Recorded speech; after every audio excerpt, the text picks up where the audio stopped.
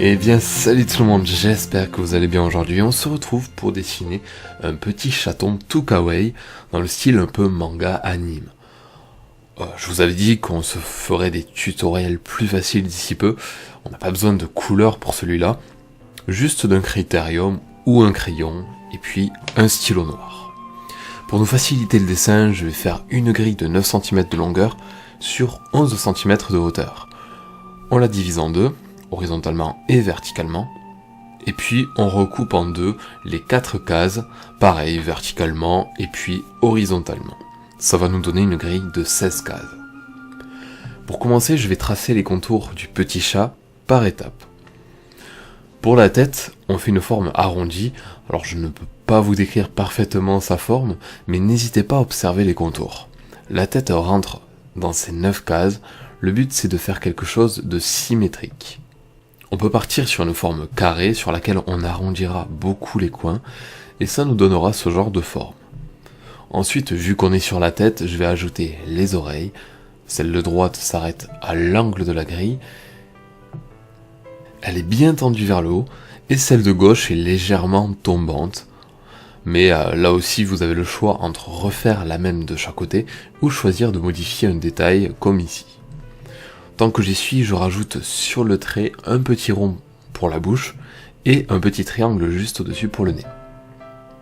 Si vous utilisez le repère, n'hésitez pas à comparer l'emplacement des traits avec la grille. Partie 2, on fait le devant du chat, ce qui inclut les épaules, le torse et les pattes. Vraiment la carrure de face. Là c'est assez simple, on réduit la largeur quand on arrive tout en bas, et on fait la forme des pattes. Je laisse un petit espace pointu entre les deux pattes pour bien montrer la séparation. Et voilà. Alors surtout j'arrête au niveau de la ligne et on est plutôt pas mal. Maintenant on va ajouter le reste du corps qu'on verra en second plan. Là il y a un bout de dos et de cuisse. Ici je marque bien la différence entre le dos et la cuisse avec ce creux. Et puis je fais ce petit trait remontant au niveau du coude. Et enfin la cuisse de droite qu'on n'hésite pas à rajouter, pareil en arrière-plan. Et enfin la queue du chat, très facile à placer, on l'arrête au bout de la grille. Alors pour la forme, voilà, c'est comme ça, mais vous pouvez un petit peu varier selon vos goûts. J'efface tous les repères, sauf celui des yeux. Perso, je l'ai effacé par inattention, mais je le retrace pour qu'on puisse bien voir où se situent les yeux. L'idée c'est de placer deux yeux assez larges, bien symétriques par rapport au nez. Bon, il faut qu'il y ait la même distance entre le nez et chaque œil, pour que ce soit bien fait. Et qu'on ait aussi la même distance par rapport au bas du visage. Voilà, chaque œil aura la même distance, ça c'est assez important. Alors forcément, comme la tête elle est inclinée, l'œil droit on le verra sur la feuille un peu plus haut, mais c'est normal. Je fais un petit trait qui pointe vers le nez, ça peut nous aider et puis je trouve que c'est assez esthétique. Voilà, maintenant on peut effacer.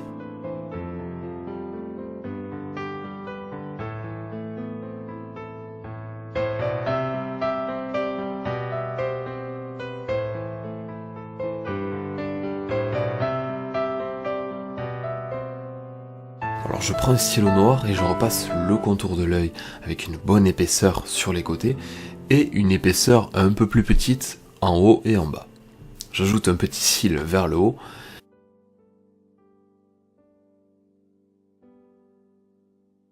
Et on va se servir d'un crayon gris foncé ou d'un pastel noir pour bien colorier le haut de l'œil. On n'hésite pas à bien colorier et on laisse du blanc en bas.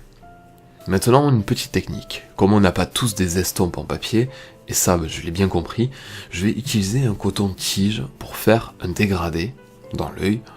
Alors c'est très simple. On étale de gauche à droite en commençant par le bas.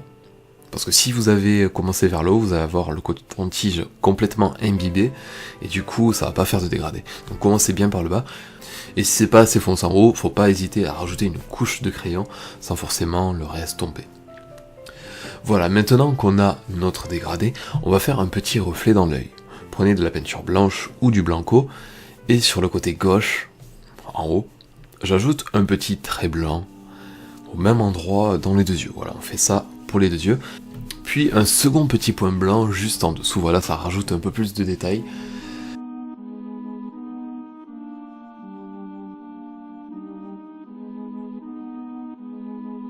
Et on a fait nos yeux, bon, ils sont plutôt cute, je suis assez content.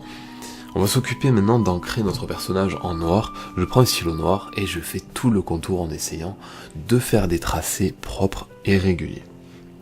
Là j'ai un petit bout de plastique sous la main droite si vous l'avez remarqué, c'est pour éviter de salir le dessin si j'appuie la main ou si je repasse ma main sur le stylo par exemple. Des fois ça laisse des petites traces et on peut l'éviter comme ça en prenant une feuille en plastique ou un bout de papier calque par exemple. Pour les pattes, il y a une petite astuce, je fais en premier un trait au centre, et ensuite je les divise en deux, et donc ça nous fait 4 doigts bien proportionnés. On pense à repasser sur les petits éléments comme le nez et la bouche.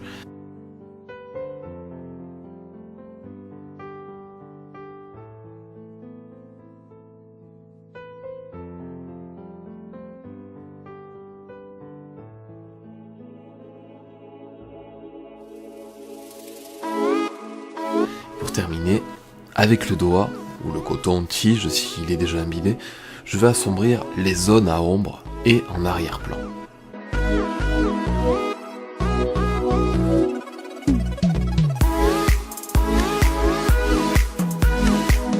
Par une belle ombre sur le sol projetée par le chat.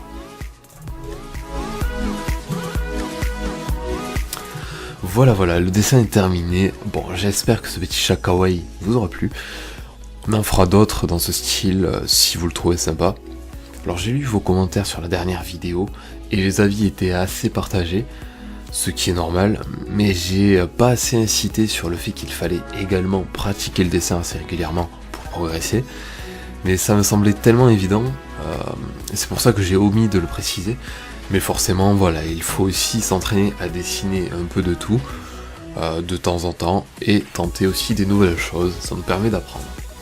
Après, le sujet a fait débat, je n'ai pas parlé de l'art, mais plutôt du dessin proprement dit. Je n'ai pas défini un style de dessin meilleur qu'un autre, mais plutôt de votre objectif en dessin, votre propre vision et votre objectif, voilà. En tout cas, merci de m'avoir suivi. Si vous n'avez pas compris ce que j'ai dit à l'instant, n'hésitez pas à aller voir la vidéo. Voilà, je réponds à une question, c'est est-ce que tout le monde peut dessiner pareil? Est-ce qu'on a tous les capacités de dessiner comme on le rêve en fait? Donc j'ai mis le lien dans la description. Sur ce, merci d'avoir suivi, on se retrouve très vite pour d'autres vidéos sur le dessin. Et bye bye tout le monde.